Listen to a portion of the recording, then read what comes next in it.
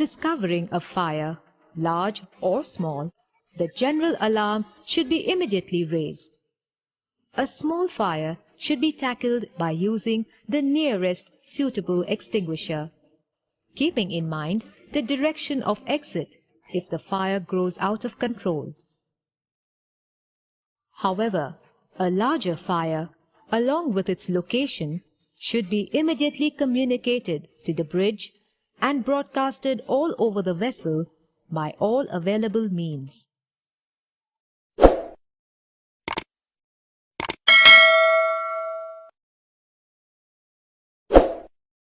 All personnel should proceed to the muster stations and a head count taken. Fire extinguishing action and rescue for any missing person should be quickly implemented.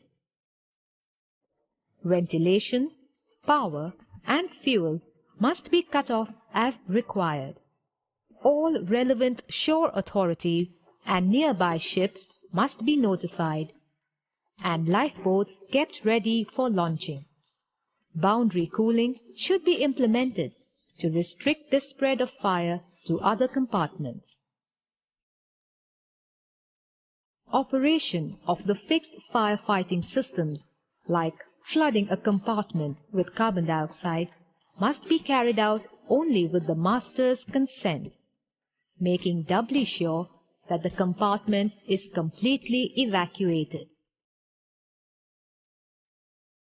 In a tanker, container ship, or a bulk carrier carrying dangerous goods, the ship staff must prepare an emergency plan for each type of cargo being carried on board.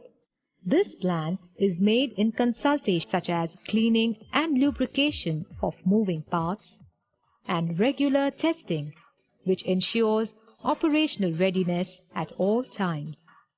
Malfunction of these equipments would lead to continued supply of oxygen into the burning compartment and create a major setback in extinguishing the fire.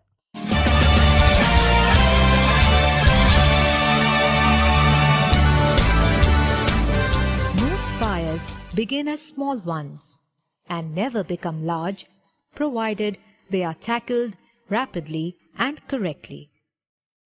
The most common fires in the accommodation are caused due to neglectful attitude towards in-house rules. Probably, the forest of signboards have a negative effect if other means of conveying the same messages are not used. In some events, the signboards serve more as insurance for having informed the crew rather than as a means to prevent accidents. A simple signboard such as "No smoking" holds little significance for this sailor, with disastrous consequences.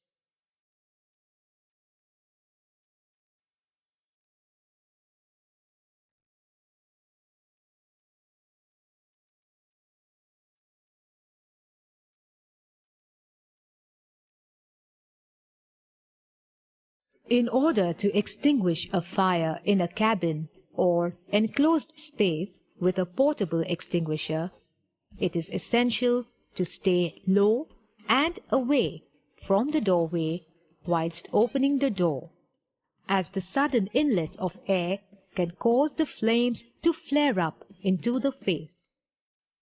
The heat and smoke emitted from the fire are more concentrated on the top. So, being close to the floor will result in better visibility into the compartment to locate the seat of fire or an injured person. The fire can be extinguished by applying dry powder into the room and closing the door.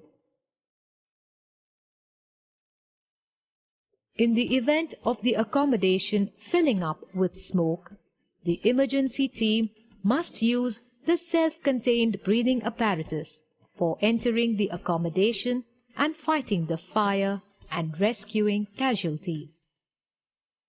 All ventilation to the accommodation should be suspended and electric power isolated.